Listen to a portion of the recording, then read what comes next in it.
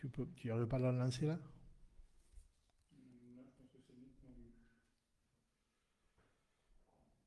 C'est bon?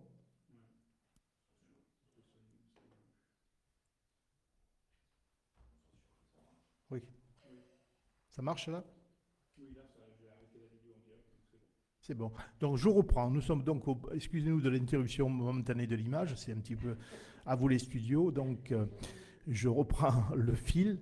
Et donc, donc on est au point qui s'appelle délibération concernant l'aliénation d'une partie de chemin communal et modalités financières d'acquisition. D'accord? D'accord? Résultat de l'enquête publique. Alors, je tiens à revenir un peu en arrière. En 2016, le conseil municipal a lancé, je cite, cession d'une partie d'un chemin communal à un particulier. La conseillère municipale est sortie, donc c'est la même chose. Madame le maire fait part au conseil municipal de la demande d'un particulier qui souhaite acquérir une partie du chemin communal qui longe sa propriété. Cette cession conduirait à un rétrécissement du dit chemin. Après en avoir délibéré, le conseil municipal, à l'unanimité, 10 voix pour, décide d'ouvrir l'enquête publique. Donc, on a commencé l'enquête publique, on a donc payé pour faire les parutions dans les journaux, et c'est pas allé jusqu'au bout. Je tenais à le dire, donc je ne veux pas faire de polémique, mais on n'en serait pas là si ça avait été fait comme il faut, c'est-à-dire qu'un commissaire enquêteur nommé, un retour vers le conseil municipal, et après le conseil municipal prend une décision de oui ou de non, peu importe, c'est pas le problème. Sauf que là, ça nous revient encore une deuxième fois, parce que la personne qui a demandé n'avait pas eu de retour. Donc ça nous revient encore une fois dessus. Voilà, ça n'aurait pas dû. Je tenais à le préciser quand même. Et donc, le commissaire enquêteur, je vais lire la conclusion du rapport en totalité, c'est le plus simple, hein, quand même. C'est assez court quand même. Hein. Donc, en exécution de l'arrêté municipal du 25 mars de M. le maire de Saint-Paul-le-Jeune, prescrivant enquête publique sur le déclassement d'une portion de chemin rural, le Frigolet, sur sa commune, dû à son rétrécissement. Consécutive à l'avis du conseil municipal du 11-10-2024, il a été procédé à une enquête publique d'une durée de 18 jours à compter du 11 avril, 10h, et au 28 avril, 12h. Suite à ma désignation en qualité de commissaire enquêteur, j'ai, en exécution de l'arrêté municipal du 25 mars de M. le maire de Saint-Paul-le-Jeune, assuré à la mairie 2 permanences, le vendredi 11 avril de 10 à 11 et le lundi 28 avril de 9 à 11. Durant cette enquête, se sont exprimées au total 11 personnes, dont 9 qui se sont venues me rencontrer durant mes permanences. Une personne a envoyé un mail, une personne qui a écrit son observation sur le registre.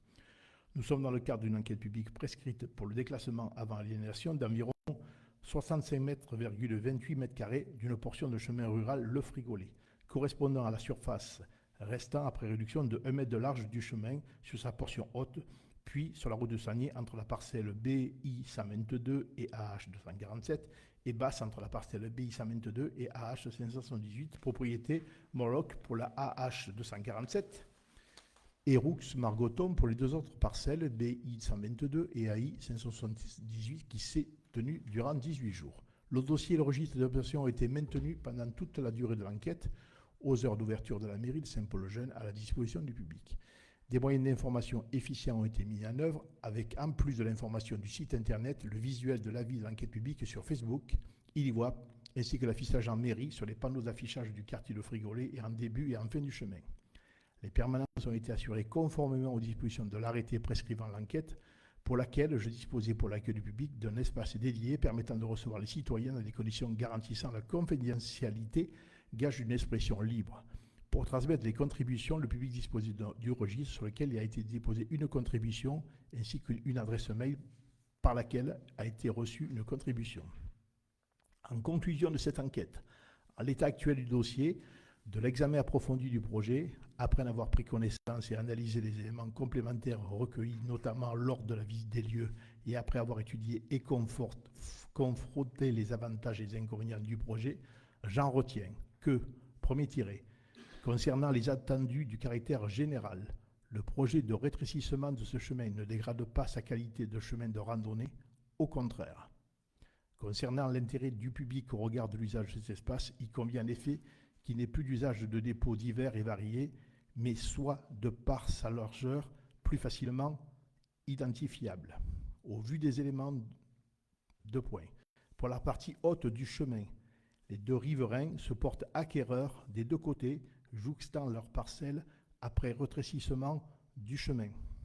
Pour la partie basse, le dénivelé important entre la parcelle supérieure BI 122 et la parcelle inférieure AH 518 engendre un risque important pour les promeneurs. Il convient que le chemin réduit à 1 mètre de large soit laissé au centre de son emprise actuelle. C'est pourquoi j'émets un avis favorable au déclassement de deux bandes latérales restant après bornage du nouveau tracé, situé au centre de l'ancien tracé du chemin rural Le Frigolet, situé en partie haute entre les parcelles BI 122 et AH 274 et en partie basse entre les parcelles BI 122 et AH 578 sur la commune de Saint-Paul-le-Jeune. Voilà la conclusion. Alors, si on veut être clair, hein, parce que j'ai quand même discuté avec le commissaire enquêteur, alors moi, je n'ai pas revu les parties. Hein. Ça reste à notre niveau, on décide, on dit oui ou non, on suit le commissaire enquêteur, on ne le suit pas, on a pris une température, c'est tout. Après, ça veut dire que ce qu'on décide, je verrai les gens intéressés et je verrai autour d'une table en fonction des délibérations qu'on a prises.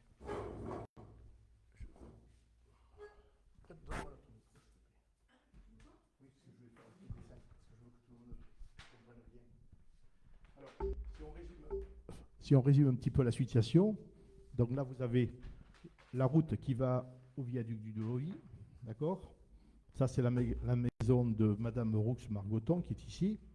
Cette parcelle lui appartient, cette parcelle aussi.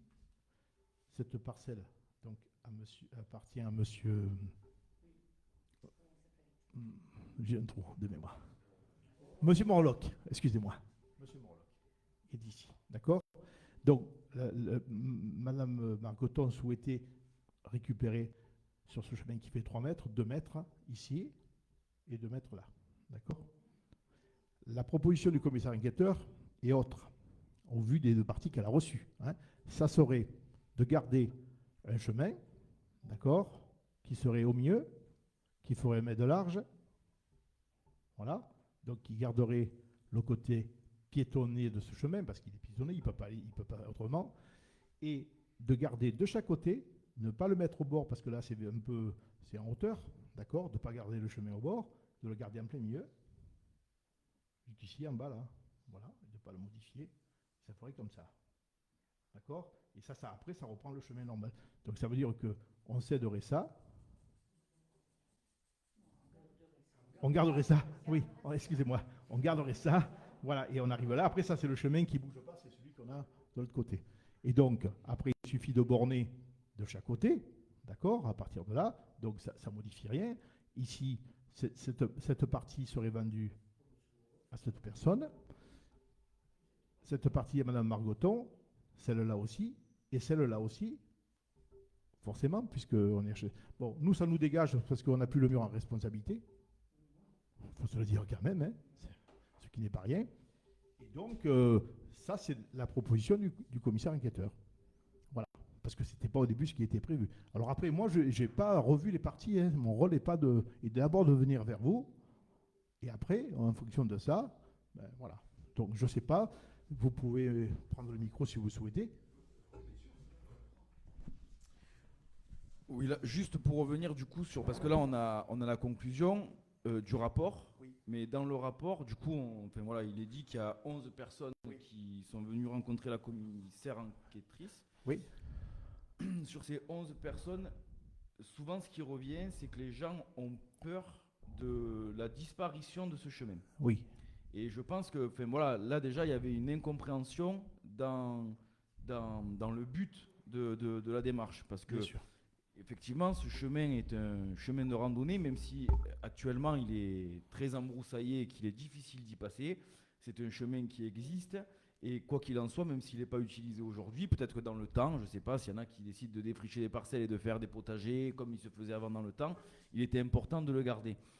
Donc je crois que sur 6 ou 7 personnes, c'était vraiment des gens qui s'étaient mis en opposition là-dessus parce qu'ils ne voulaient pas voir disparaître ce chemin. Or là, en l'occurrence, le fait de garder une bande de 1 mètre de large maintient ce chemin tel qu'il est. Et là, c'est vrai qu'il y avait une bande de 3 mètres pour pouvoir rentrer un véhicule entre les deux terrains, mais ça n'ira pas plus loin. Donc, je veux dire, il y a eu des arguments avancés par rapport à la lutte incendie. Je veux dire, un camion de pompiers qui se mettrait dans le terrain de Mme Margoton, dans le terrain de M. Morlock, ça ne change rien à l'histoire. Non. Donc, voilà, que les personnes qui s'inquiétaient de la disparition de ce chemin ne le soient pas, puisque le chemin rural pédestre, lui, existera toujours. Bien sûr. Voilà. Je voulais juste. Oui, tu as bien fait, C'est ça. Et après, c'est vrai qu'il y a des chemins. Dans le mandat, on en a eu plusieurs quand même. D'aliénation, il y avait celui de. Je me souviens de M. Salguero. Oui, ça a été abandonné. Ça a été abandonné. Voilà, ça a été abandonné, mais bon, voilà. Oui. Il y avait celui aussi de Boyer. Oui, eux, ils desservaient que leur parcelle finalement. Ils desservaient que leur parcelle. Là, c'est vrai qu'en l'état actuel, voilà, je trouve que le rapport de la commissaire enquêtrice satisfait tout le monde. Nous, la commune, le chemin reste un chemin rural pédestre. Les deux parties récupèrent quelque chose. Je ne vois pas en quoi on pourrait s'opposer là-dessus. Ouais. Voilà, parce qu'au début, ce n'était pas ce qui était demandé. Donc, après, moi, je verrai les deux parties et je leur dirai, écoutez, nous, on est d'accord. Après, une fois qu'on a délibéré, moi, j'applique la décision du conseil municipal. On est bien d'accord. Hein, je ne vais pas outre. Oui. Moi, je ne fais pas de polémique non plus, mais juste dans le rapport, j'ai pu voir qu'on accusait un petit peu le fait que Mme Margoton soit élue. Et c'est vrai que le fait qu'on soit élu n'empêche pas qu'on puisse avoir ce type de démarche aussi, puisque à partir du moment où on est élu, on peut aussi demander un permis de construire. Bien on sûr. peut aussi, je veux dire, ça ne nous enlève pas notre vie de citoyen, quoi. Ouais, on peut même se marier, voilà. Oui. Donc, oui, je suis d'accord. D'autant plus qu'en 2016, le conseil municipal avait été à l'unanimité d'accord pour faire l'enquête. Hein. Voilà. Il n'y avait pas eu.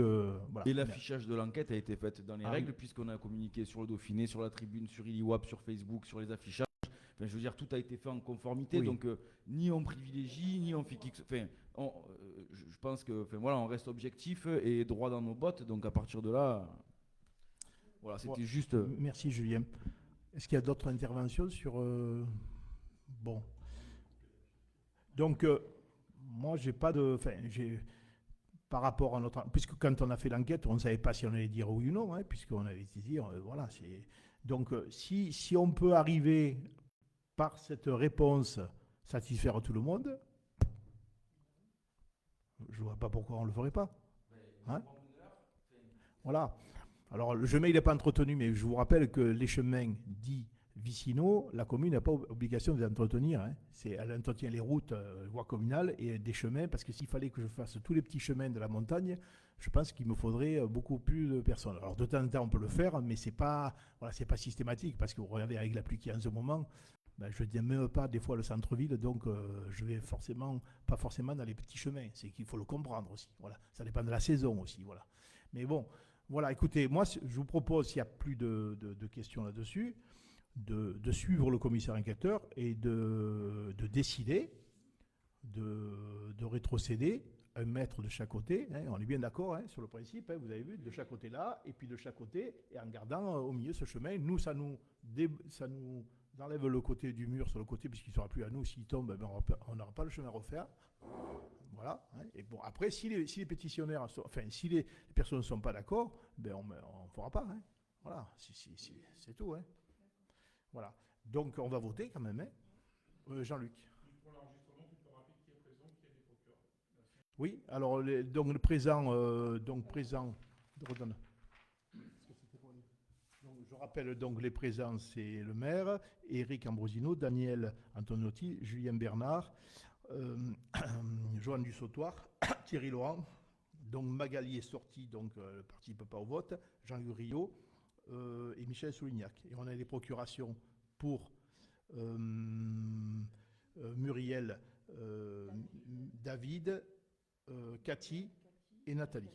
Hein, voilà. Et Jean Brondeau, ça fait 5. Donc, voilà. Donc on va voter. Alors, qui est contre? Qui s'abstient?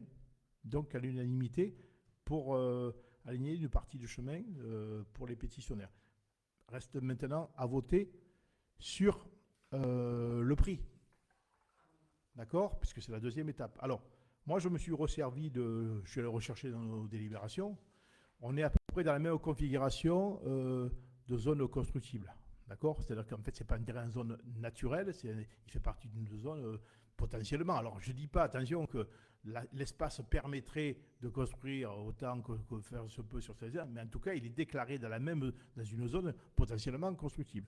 Donc, à l'époque, nous avions délibéré, c'était le 15 mars 2024, et on a été d'accord et on avait consenti un prix de vente à 15 € le mètre carré.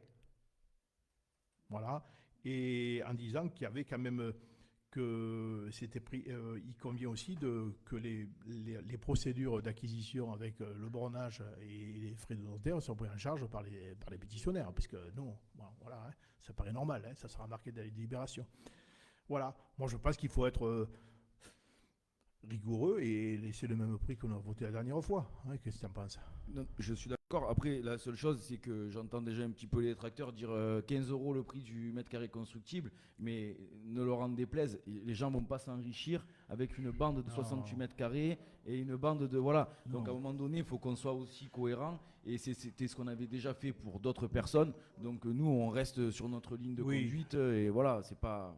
Voilà, moi, il me semble que on ne peut pas le faire, enfin, le prix du constructible, vous savez, il est variable aussi selon s'il y a l'assainissement, plein de choses. Donc, voilà, donc on avait trouvé cette colte mal taillée en disant que bon, c'est pas un profit que feront les gens sur, voilà, c'est agrandir un petit peu leur parcelle qui peut être un peu étriquée.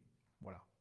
Bon, donc moi je vous propose de voter le même prix en mettant à leur charge les frais de géomètre et d'acquisition, hein, partagés bien sûr.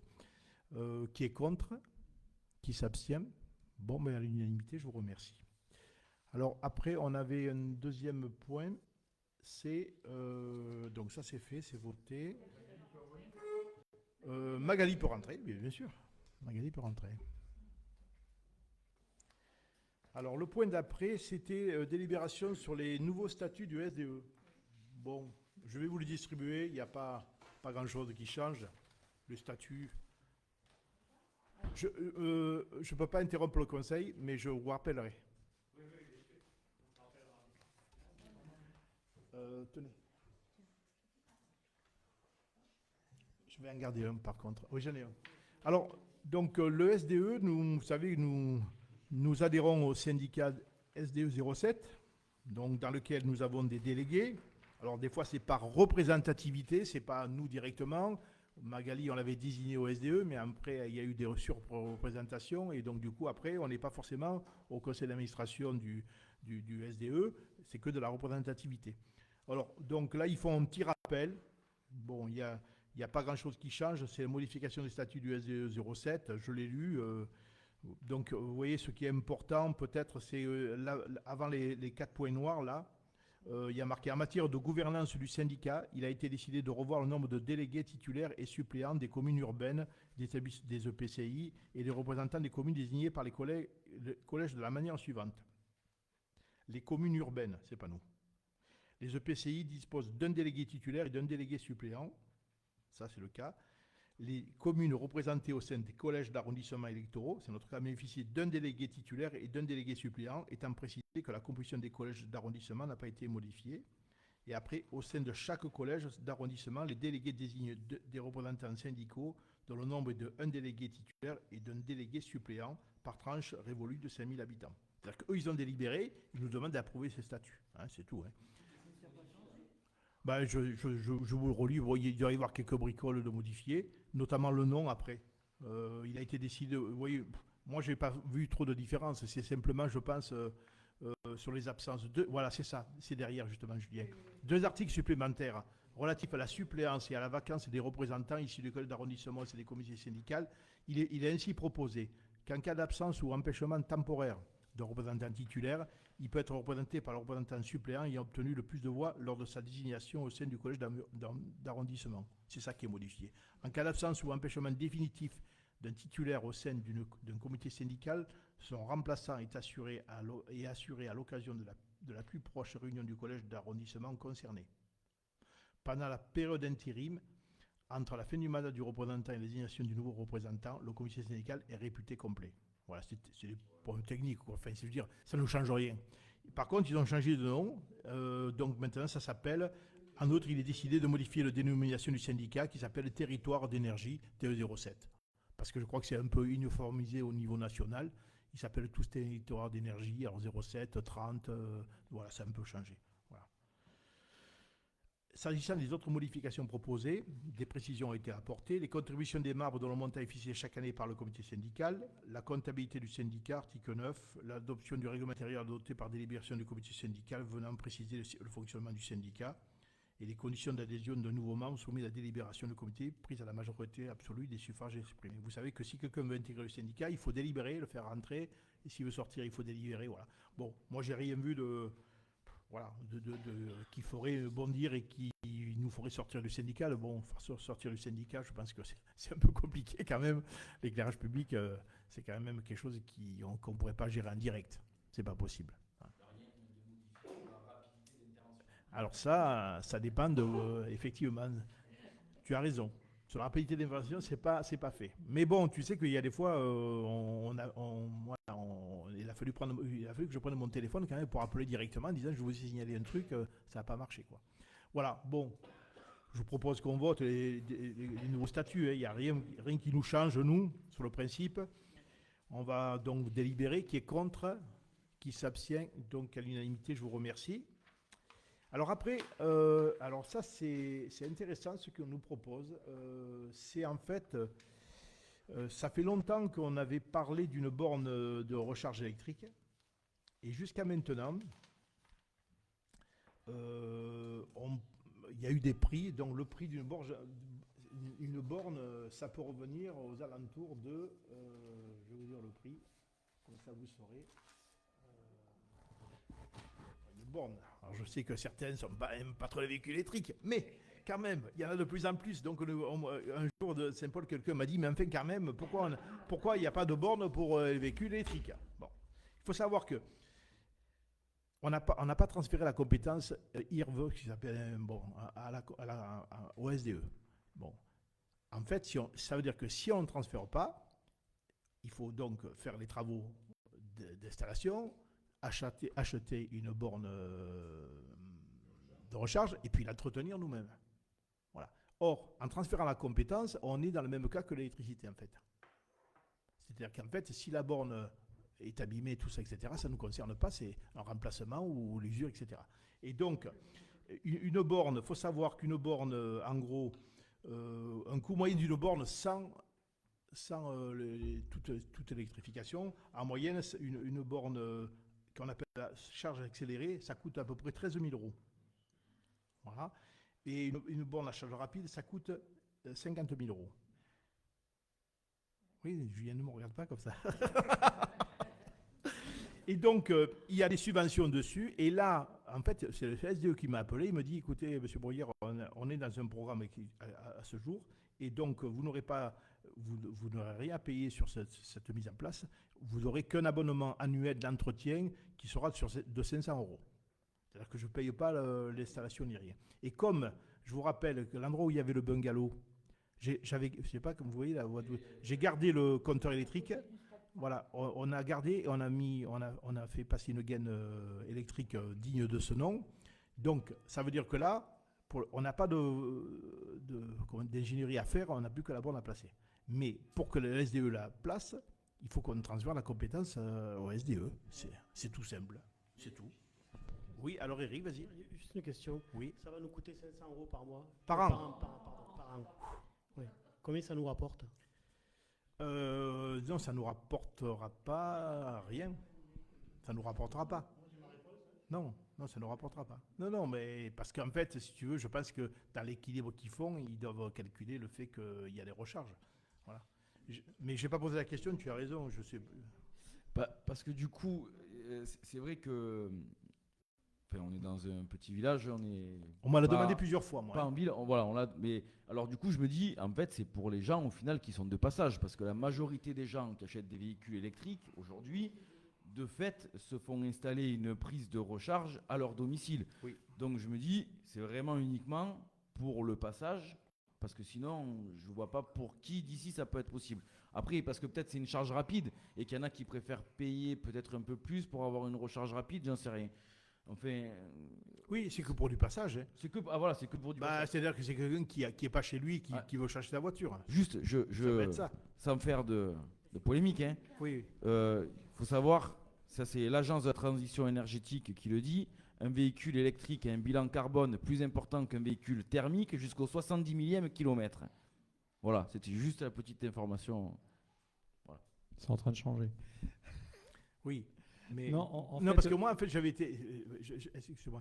Donc, j'avais été sollicité effectivement par quelqu'un qui habite sur la place, hein, et qui me dit, bon, moi, j'ai des amis. Voilà, elle m'a dit, j'ai des amis qui ont une voiture électrique et qui viennent me voir et qu'en fait, moi, j'ai pas de voiture électrique. Ils peuvent pas accéder chez moi pour vous brancher parce que j'ai pas de parking ni rien.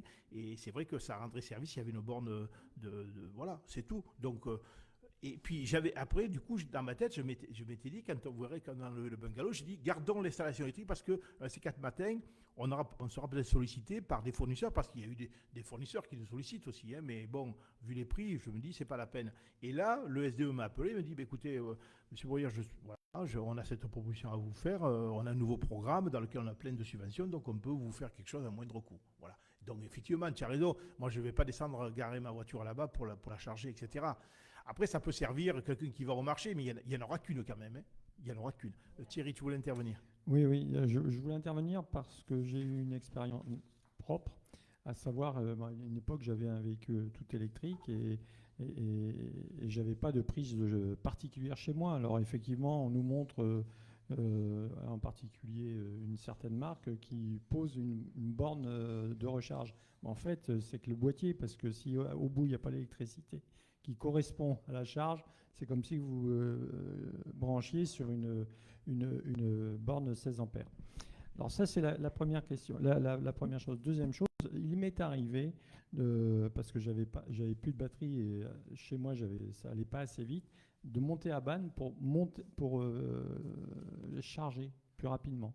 Voilà, c'est juste l'expérience. Donc, il peut arriver, effectivement, c'est principalement les gens de passage, mais ça peut dépanner certaines personnes de Saint-Paul ou des environs. Et pourquoi nous, on n'en a pas? Parce qu'il y a eu des programmes qui datent depuis 2015. Il y en a eu, et à chaque fois, le conseil municipal n'était pas favorable. Donc, du coup, on n'avait pas sauté sur l'occasion au moment où il y a eu des subventions. Et après, ça s'est arrêté. Donc, du coup, vu le prix, on n'est pas donné suite. Et là, comme ils m'ont dit, il y a une possibilité effectivement, c'est un service qui n'est pas forcément, à part celui qui habiterait en face, qui voulait charger sa voiture tous les soirs. Mais bon, voilà. Magali. Ma question, c'est l'électricité, elle va venir d'où? C'est-à-dire du compteur de qui, en fait? C'est la commune qui va payer l'électricité? Non, c'est eux qui le prendront en charge après. C'est pas moi. Si je paye l'électricité et que... Non, c'est pas possible. Mais les 500 € qu'ils nous demandent, en fait, c'est pourquoi? Parce qu'au final, l'État veut, on le sait, mettre des bornes partout parce qu'ils veulent que les véhicules soient tous électriques d'ici 2035. Mais du coup, je sais pas, j'ai l'impression que c'est un service que l'État, qu'on rend à l'État, mais c'est nous qui payons, en fait. Oui. Après, tu prends la borne camping-car, on l'appelle plein pot. Ouais, mais la borne camping-car, c'est des gens qui sont... On est dans une région touristique et ils payent pour avoir de l'électricité, ils payent pour avoir de l'eau. Et puis, ils consomment dans les commerces locaux quand même, les gens qui sont en camping-car. Le même qui peut s'arrêter, le même qui s'arrête, qui vient.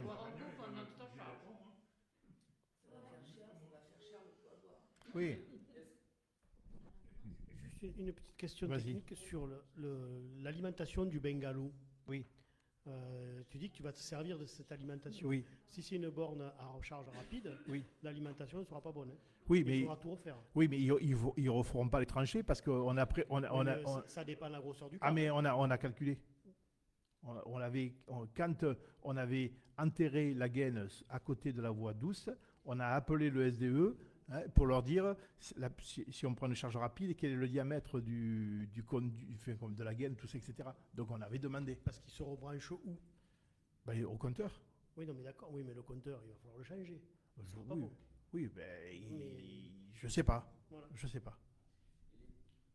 Parce que donc là, c'est via le SDE, Thierry. Oui, oui. Et donc, du coup, c'est eux qui nous factureraient ce service 500 € Oui, par an. oui, C'est ça? c'est ça. Et donc après, ça fait un peu comme nous, on a l'éclairage public, mais ils nous facturent. Hein, oui, c'est oui. bien, Et forcément. après, je sais pas moi, sur le prix je sais pas comment ça marche, ces voitures électriques, ces recharges, mais est-ce que le prix du kilowattheure, du coup, il est défini de manière nationale, ou est-ce que c'est comme dans les stations essence, par exemple, le prix du carburant ici, il est à ça, ça, ça? Parce qu'à ce moment-là, je me dis, est-ce que les 500 € que ça nous coûte, je sais pas, on monte un peu le prix du kilowattheure pour que ça nous coûte rien du tout? Non, parce pas qu'en le fait, faire, tu peux pas.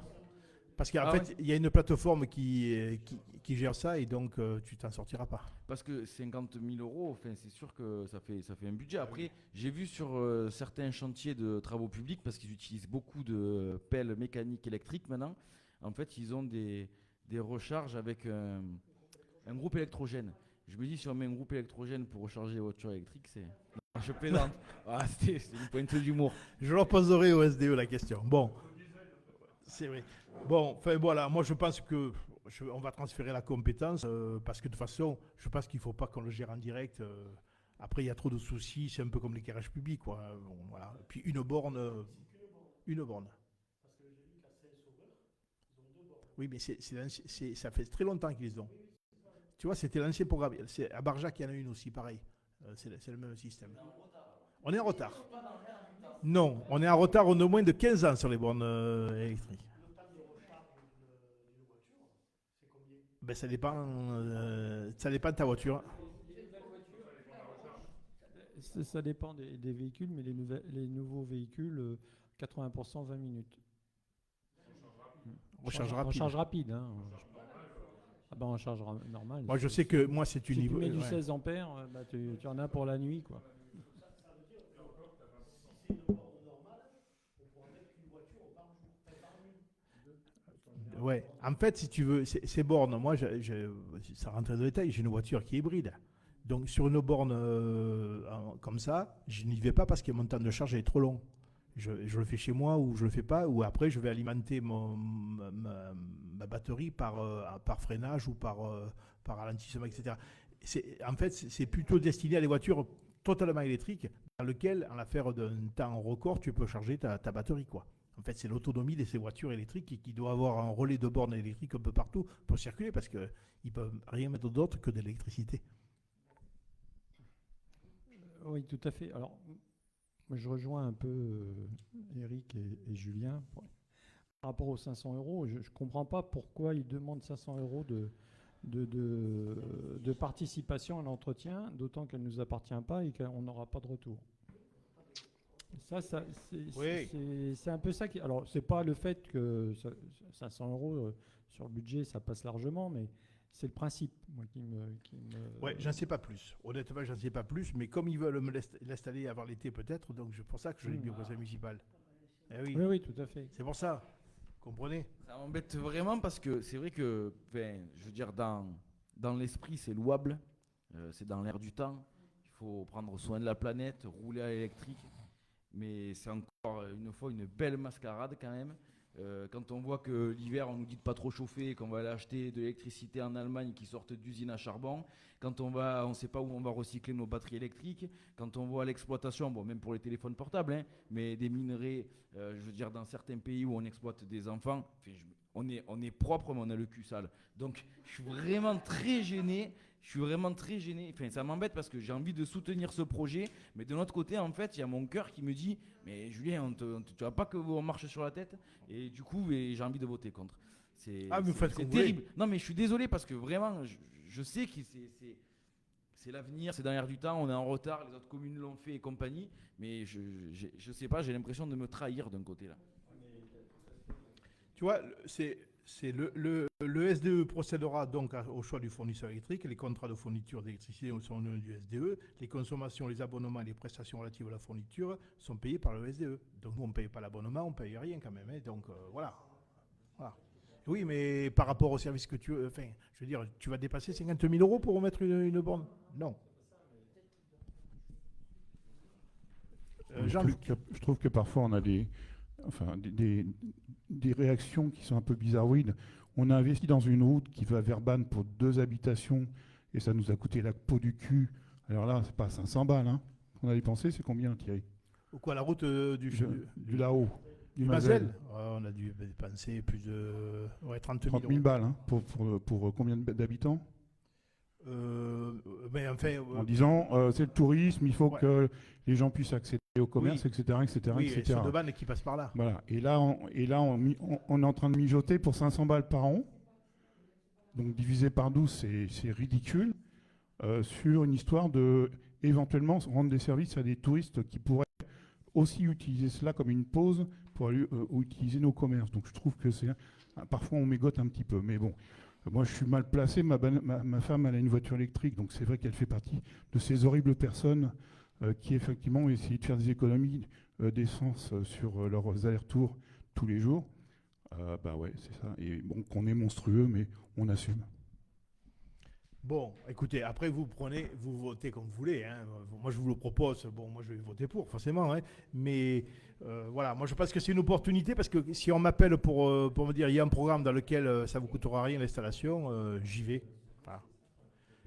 Juste, Oui. je précise Oui. que chacun fait bien comme il veut, Oui, oui. et que quand je dis ça, il n'y a pas de jugement de valeur. Non, non. Je suis un pollueur, je roule avec un gros 4x4 tous les jours. Arrêtez de vous, Donc, je de ne vous donne flageller. pas de leçons aux uns et aux autres. Celui qui veut rouler à l'électrique, roule à l'électrique. Chacun fait bien comme il veut. La seule chose, en fait, c'est que souvent, on nous culpabilise sur un petit peu cette histoire de greenwashing. Il faut qu'on soit à la page, il faut qu'on soit au vert, il faut qu'on soit aussi, il faut qu'on soit au ça. L'histoire des 500 €, effectivement, 500 € pour notre commune, c'est pas ce qui va nous mettre en déficit, bien évidemment. Après, à comparer avec la route de Bannes, c'était quand même vital, puisqu'il y a quand même des gens qui habitent là-haut et qui descendent par cette route. C'est un petit peu leur seul accès pour prendre les grands axes tous les jours. Donc là, effectivement, on n'avait pas le choix, Jean-Luc. Après, les mecs, tu ne veux pas leur dire prenez la piste, quoi. Enfin, oui, non, mais. Oui, ça non, peut être aussi pour les habitants. Oui. Non, mais ça peut être pour les habitants, mais ça peut être pour les touristes. Enfin, moi, pour qui que ce soit, ça me gêne absolument pas. Celui qui a envie de rouler à l'électrique, grand bien lui fasse, il n'y a pas de souci. La seule chose, c'était. Effectivement, ça aurait été mieux que ça ne coûte rien du tout. Oui, voilà. non, En fait, c'était comme l'histoire de la station essence. Quand on va faire un plein, eh ben, dans le prix du litre d'essence, il y a le salaire de celui qui va encaisser, il y a le fonctionnement des pompes, et puis il y a la matière première. Et là, je m'étais dit, ben, on met un service comme ça. Est-ce que, du coup, pour nous, la commune, ça pourrait ne pas rien nous coûter? Effectivement, 500 €, on ne se mettra pas en déficit non plus. Hein. Voilà. Bon, ok. Bon. Alors, juste pour préciser, parce que le dindon, moi je suis dindon, parce qu'en vérité, j'ai voiture électrique et diesel. Donc comme ça, moi je donne pas de leçon à qui que ce soit. Hein. Mais moi, il se trouve qu'effectivement, il y avait cette opportunité que je l'ai saisie. Voilà, c'est tout. Hein. Okay. Après, moi je dis toujours, hein, quand c'est gratuit, c'est nous le dindon. Alors à un moment... Bon, alors moi je vous propose donc le transfert de la compétence borne de recharge électrique au SDE. Après vous votez comme vous voulez, j'ai un vrai personne. Hein. Alors qui est contre? Qui s'abstient? 1, 2, 3. Vous n'avez pas de procuration, donc 3.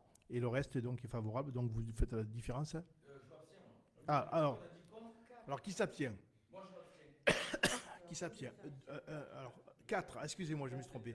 4, qui est contre? 5 abstentions. C'est ça? Et pour, il n'y a pas de contre? Le point suivant, alors, délibération concernant la proposition concernant le nombre et la répartition des sièges au conseil communautaire dans le cadre d'un accord local. Je vous donne un document. Voilà. Alors, je vous explique. Je me trangle. Hop. Non, ça va. Non, c'est que j'ai un truc de travers. Allez-y. C'est la même. Un pour chacun. Allez-y. Alors, je vous explique un petit peu. C'est que ce qui se passe... il y en a encore là. Tiens, Thierry. Alors, l'histoire des conseillers communautaires. C'est que l'État, via la préfecture, à l'approche de 2026, remodélise la composition des EPCI, avec donc ce qu'on appelle la répartition des sièges. Donc il y a un texte, voilà, il y a un texte réglementaire qui dit que c'est comme ça, point final, mais on peut faire ce qu'on appelle on peut faire une proposition, je vais trouver le mot ou pas, soit on fait le réglementaire, soit on fait quelque chose d'un peu plus large. D'accord? Alors, si on fait, soit on fait un accord local, soit on fait la règle de base. L'accord local, c'est, sur le document que je vous ai donné, c'est en bas. Donc vous avez le nombre d'habitants et le nombre de conseillers communautaires titulaires que ça générerait. D'accord? Sur le suivi du bas. Donc Lévens aurait 8 conseillers, Chambonas 3, Saint-Paul 2, Berrias 2, Les Assions 2, Bannes 2, Beaulieu 2, Gravières 2, Saint-André 2, Salelles 2, Malars 1, Saint-Pierre-Saint-Jean 1, Malbosque 1, Sainte-Marguerite-la-Figère 1, Montseigue 1. Ça s'appelle l'accord local. C'est-à-dire qu'au lieu d'être sur une configuration réduite, on donne la possibilité aux communes qui sont dans une tranche inférieure de garder 2 sièges. Si on reste sur la base qui est juste en dessus, voilà, vous voyez la base qui est juste en dessus. Ah, c'est le même tableau, mon Dieu, mais je me suis trompé. Voilà. Mais pourquoi j'ai ça alors? Non, c'est que je vous ai fait 2 fois la photocopie. Voilà, excusez-moi. Alors voilà, je l'ai. Voilà. Si je fais la répartition de droits, vous m'excusez. Là, ce que je vous ai dit, c'est 32, c'est la version la plus large. D'accord? C'est ce qui est proposé, qui a été délibéré par le Conseil communautaire. C'est la version, comme on pourrait dire, la plus généreuse possible.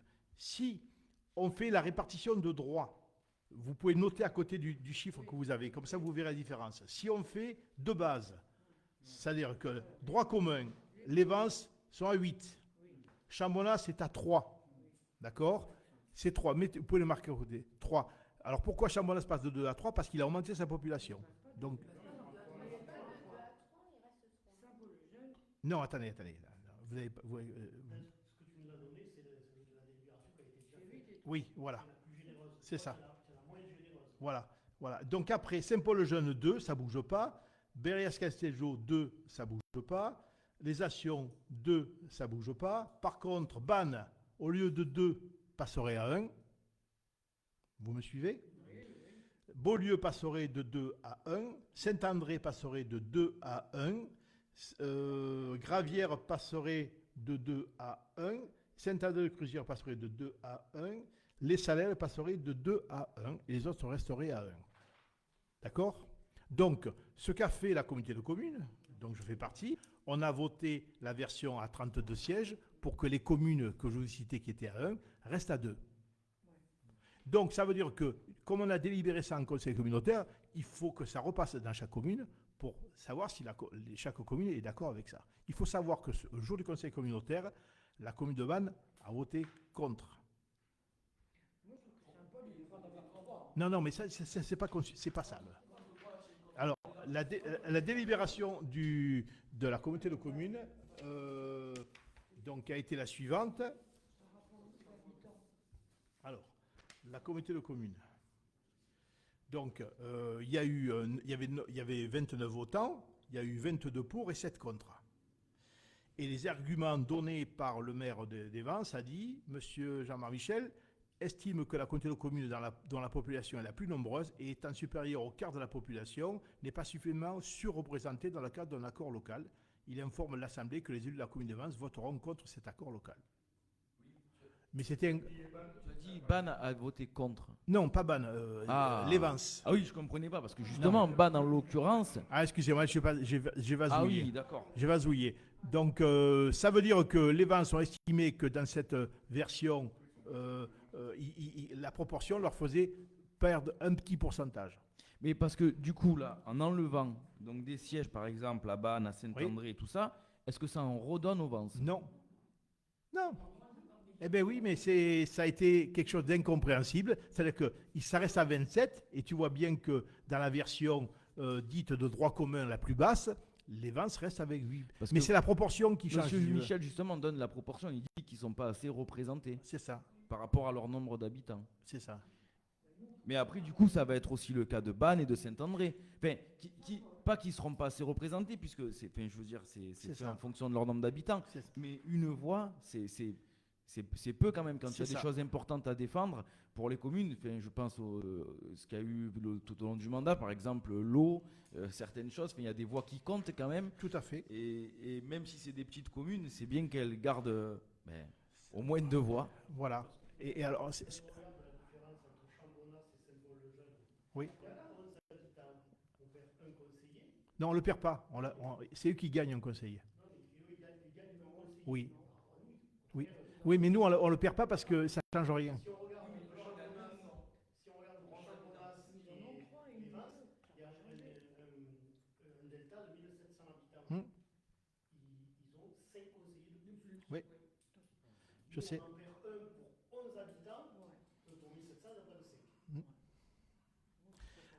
Oui, mais après, si vous voulez, la règle, nous, on ne peut pas discuter le nombre. Non, on ne peut pas. C'est-à-dire que là, en fait, c'est un tableau un peu qu'on ne maîtrise pas les tenants et les aboutissants. C'est-à-dire que où c'est droit commun, auquel cas on ratiboise les petites communes, d'accord, c'est 27, ou on parle la version 32 qui est beaucoup plus généreuse, qui permet aux communes qui risquent de perdre un poste d'en avoir 2. Mais ça, les Vence ne le veulent pas. Ben, ils ont voté contre parce qu'ils ont estimé que dans la version 32, si tu veux, ben, 8 sur 32, c'est moins important que 8 sur 27. C'est tout. C'est sûr que 2 sur 32, c'est moins que. Je sais. Mais parce que nous, on pourrait réagir pareil en disant, ben, nous, 2, je préfère, mais sauf que moi, je trouve que dans les communes, avoir 2 conseillers communautaires, c'est quand même mieux que d'en avoir qu'un. Parce que, par exemple, des fois, il y a des groupes de travail, par exemple, tu vois, il y a un groupe de travail, et ben, tu es 2, tu te dis, eh ben, tiens, par exemple, Cathy, elle est au tourisme, moi, je n'y vais pas. Et donc, si tu es tout seul, eh ben, c'est ça. C'est ça qui est intéressant. Et puis, quand tu es 2, des fois, tu es mieux, voilà, tu es mieux accompagné. Quand tu es 2, quand tu es tout seul, eh ben, tu es tout seul. Voilà, c'est ça. Et des fois, tu peux dire, ben non, mais on va voter comme ça parce que, voilà. Et donc, moi, ce que je vous propose, c'est de donner un avis favorable à la proposition qui a été faite par le Conseil communautaire de passer à 32 au lieu de 27. Voilà. C'est ça, hein? Oui, vas-y. Prends ton micro. Pour l'instant, au final, les Vents, c'était la seule commune qui était contre ça. C'est ça. Toutes les autres petites communes Alors, sont pour. ben, là, le jour du vote de la communauté de communes, ils ont tous voté pour. Oui. Sauf les Vents. Sauf les Vents. Après, maintenant, il faut que ça passe dans chaque commune et que chaque commune délibère. D'accord. Donc après, peut-être que ça, c'est une position de principe. Après, on verra bien le jour du vote de Vents, qu'est-ce qu'ils décident à l'interne d'adopter ce que le conseil communautaire a décidé ou pas. Oui. Moi, je ne sais pas. Et les autres petites communes aussi, peut-être. Pareil. Que... Mais, de toute façon, les autres petites communes elles ont tout intérêt à voter la version 32. Complète, oui. 32.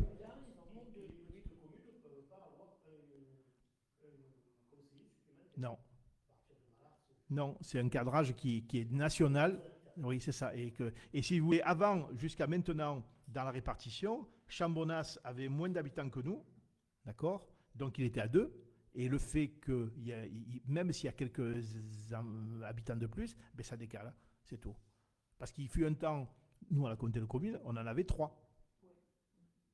À une époque. Et puis après, il y a une répartition, une refonte, et chaque fois, ben voilà. Donc ça veut dire que nous, bon, on est à 2, on restera à 2, mais moi, je pensais surtout aux petites communes de se retrouver tout seul, c'est pas évident, quoi. Donc je vous propose de voter, enfin de suivre la proposition du président de la communauté de communes, à savoir la version 32. Après, chacun prendra ses responsabilités. Si ça passe pas, parce qu'après une histoire de majorité, vous savez, avec le nombre d'habitants, etc., eh ben, ça veut dire que si il y a un blocage au niveau des Vents et que ça passe pas, eh ben, ça veut dire qu'on sera à 27. Nous, on aura toujours 2 conseillers, mais des communes perdront un représentant.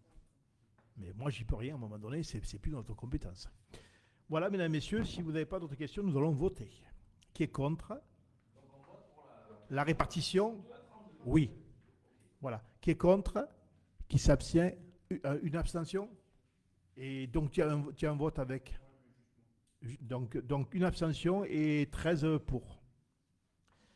Voilà. Alors après, c'est plus un vote, je crois, c'est une information. Non, si, décision modificative concernant le budget de l'eau. Alors, c'est rien du tout. C'est simplement que on avait ouvert une ligne pour les titres annulés et les mandats annulés.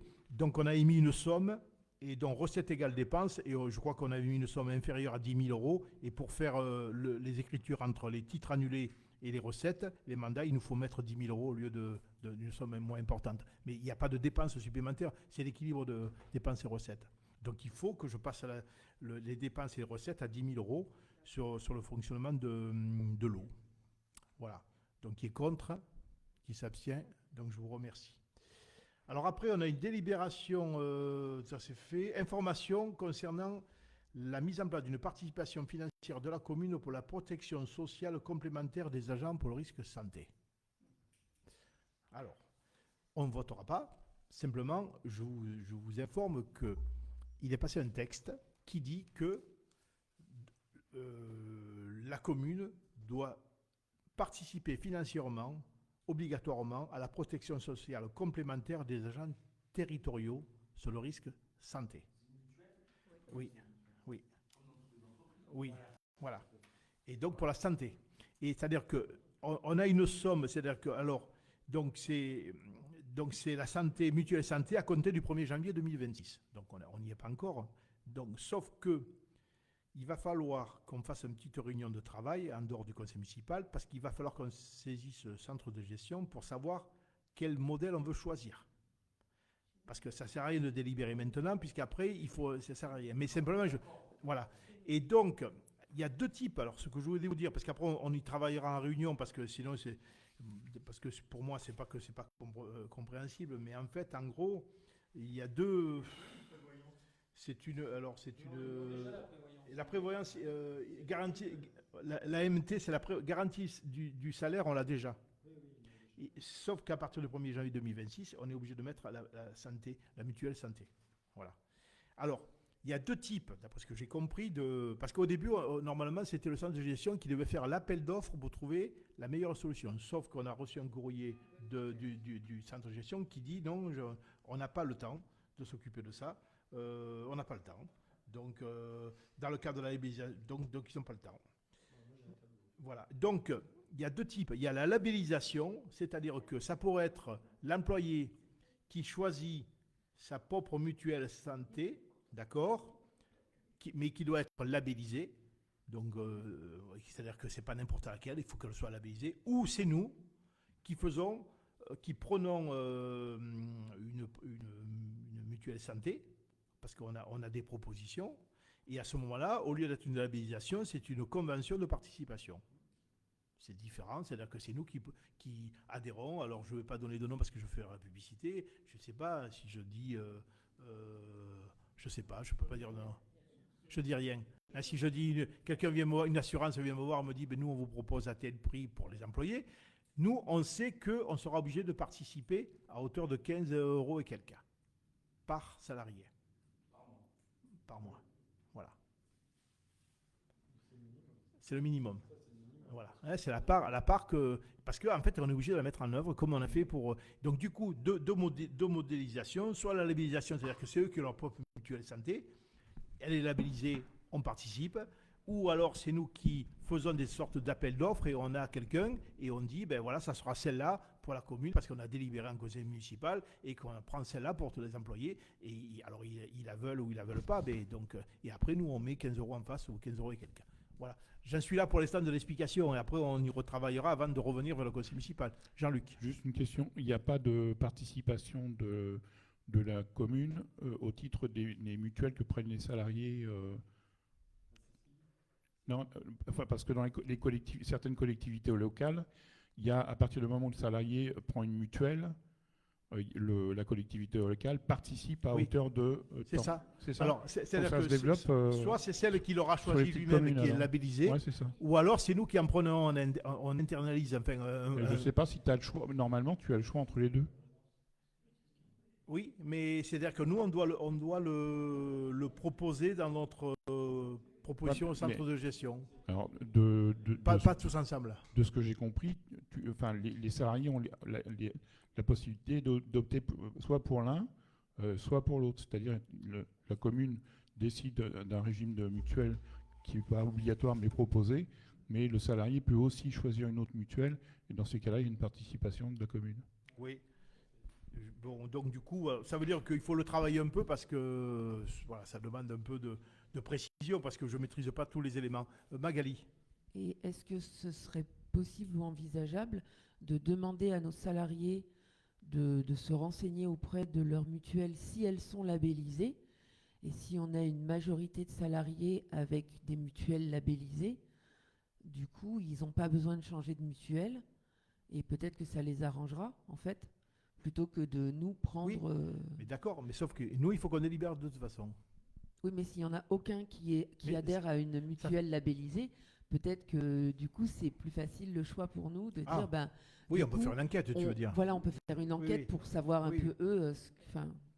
Mais nous, de toute façon, nous, il faut saisir le comité social territorial et avant de le saisir sur la modulation, on pourra demander aux employés, tu as raison, sur quoi ils sont actuellement. Voilà. Mais en tout cas, on sera obligé de délibérer parce que comme il y aura une partie financière de la commune, il ne faudra pas le sortir du chapeau, il faudra le sortir à travers une délibération, forcément. Oui, ce que je voulais préciser, c'est que lorsqu'on est en individuel dans une mutuelle, c'est beaucoup plus cher que lorsqu'on est en communauté, quoi. Donc peut-être que parmi les employés, il y aura une mutuelle qui permettra de labelliser, qui nous permettra d'adhérer à cette mutuelle-là pour faire baisser les prix. C'est pas impossible aussi. Tout est envisageable. Mais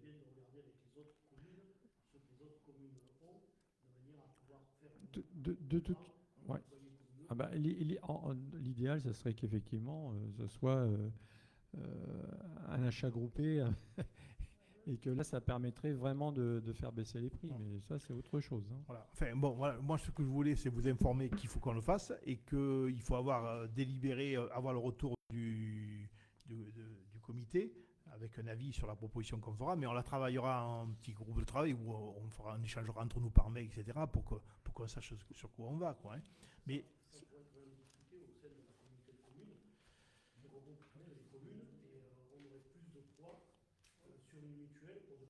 je vais leur poser la question où ils en sont de ça. Oui, tu as raison. Il faut qu'on regarde un peu pour savoir où ils en sont. Tu as raison. Je leur poserai la question. Donc, OK pour ça. Voilà, c'est une information. Et après, je voulais vous parler des informations diverses. Après, je vous laisserai la parole, bien sûr. Donc, nous avons fait donc, nous sommes en cours de l'Ardéchoise. Hein. Vous savez, demain, c'est le 2e jour. Donc, n'hésitez pas à vous rendre sur la place de la gare avec... super décor sur des Vikings qui nous ont envahis depuis ce matin. Voilà. Petit retour sur le festival de la bière qui s'est bien passé. Donc voilà, je crois qu'il y a eu du monde. Et puis aussi, il y a eu le lundi de Pentecôte où il y a eu quand même le marché des artisans, enfin des créateurs, plus le Artisan 16, plus la brocante. Et franchement, il y a eu pas mal de monde. Donc, franchement, les commerces qui étaient à proximité, il y a eu énormément de monde dans les restos, des choses comme ça. Donc, ça a donné quand même une belle activité sur le lundi de Pentecôte en mêlant les deux, quoi. Voilà, il y avait du monde. Bon, après, je ne sais pas s'ils ont acheté sur place, mais en tout cas, ça a généré quand même du flux sur la commune. Voilà, c'est assez intéressant. Alors, je vous rappelle qu'il y a donc aussi demain soir à 18h la fête de l'école.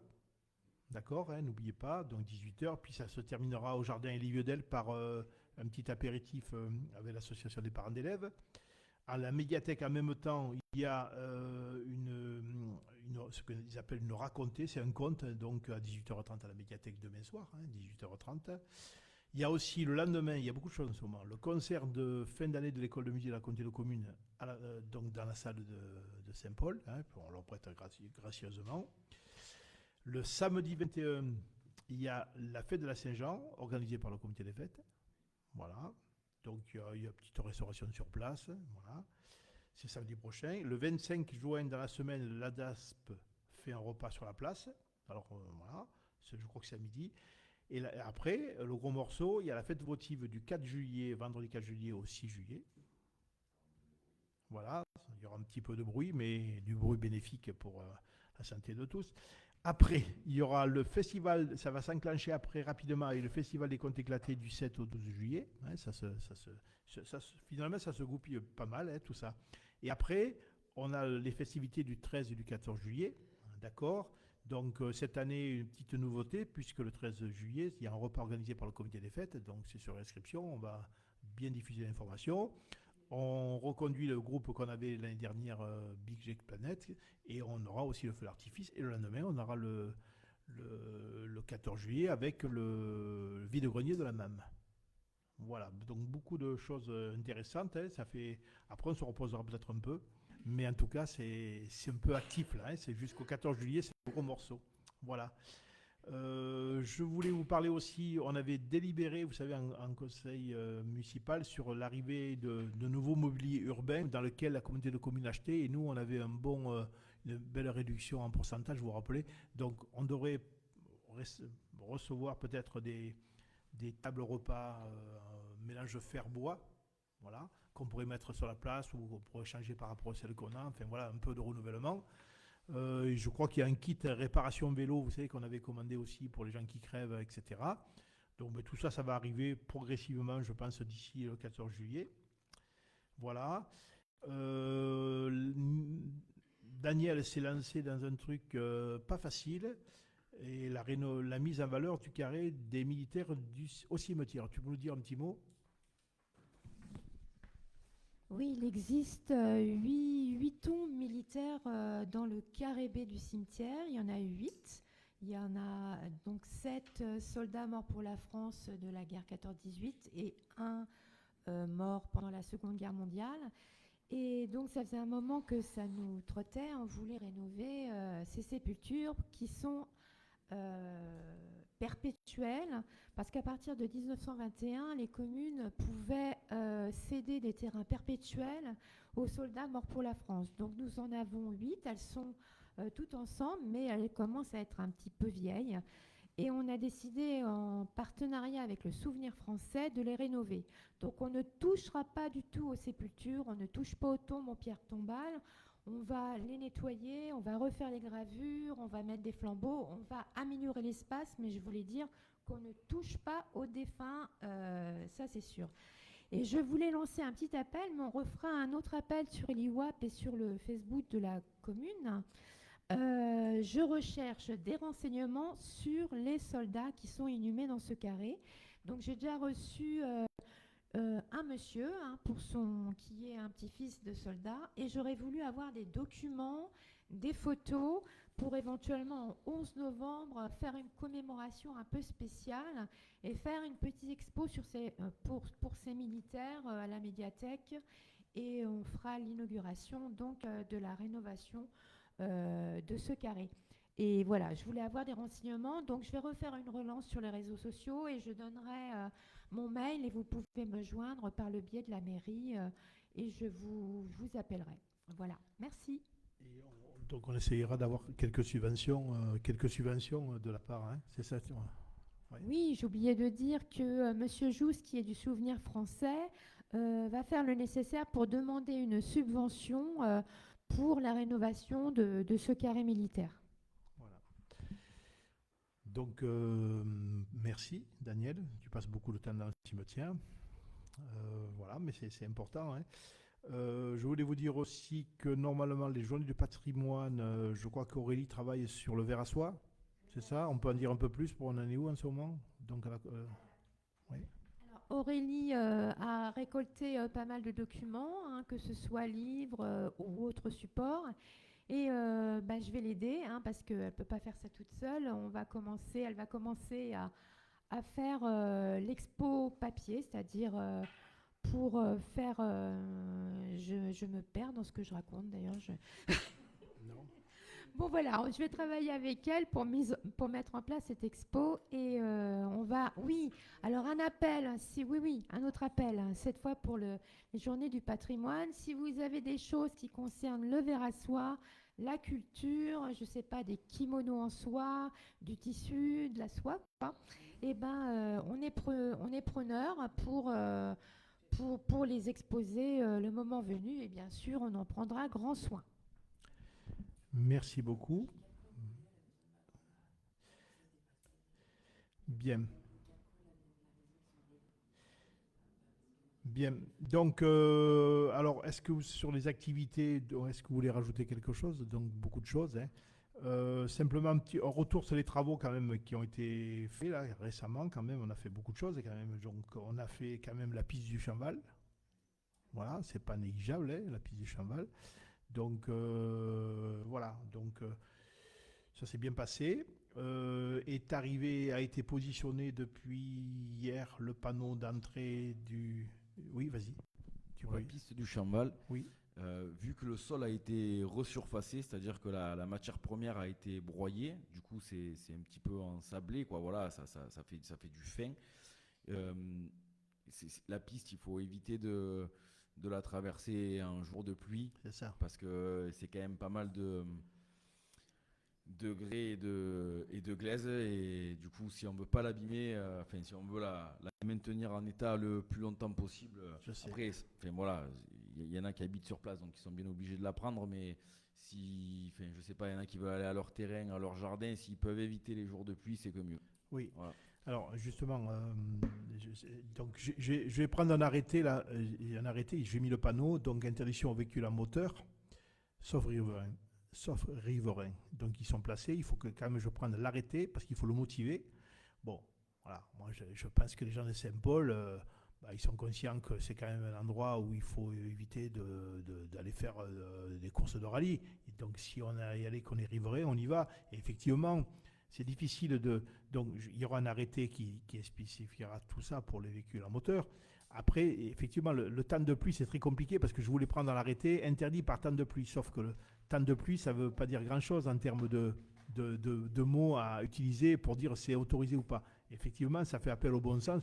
Peut-être je mettrai quelque chose en disant, après un fort orage ou forte pluie, éviter d'utiliser la piste. Voilà. Parce que sinon, on se retrouvera... L'interdire, je n'ai pas les moyens d'aller me fermer un partant de pluie avec une barrière. J'y penserai pas. Et puis on n'y arrivera pas. J'y penserai pas. Et puis ça sera. C'est pas comme les routes submersibles des fois. Bon, des fois maintenant, réglementairement, selon les routes, il faut les barrer. Là, on ne peut pas. Bon, je pense que cette route, ça fait. Moi, je suis allé depuis 2001. J'ai jamais vu de travaux sur cette route. On n'a pas fait.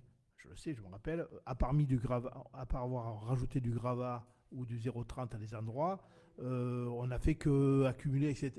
Et là, quand même, les coupes ont été refaits. Je ne sais pas si vous êtes passé, les coupes ont été refaits, ça a été incliné. C'est sûr, comme tu dis, on a fait un peu de poussière, on a broyé, donc il y a des choses qui vont partir.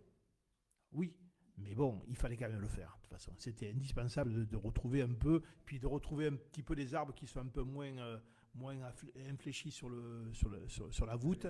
Voilà. Et donc, il fallait le faire. Donc, moi, je trouve que c'est du bon boulot. On a essayé de prendre des précautions, mais voilà.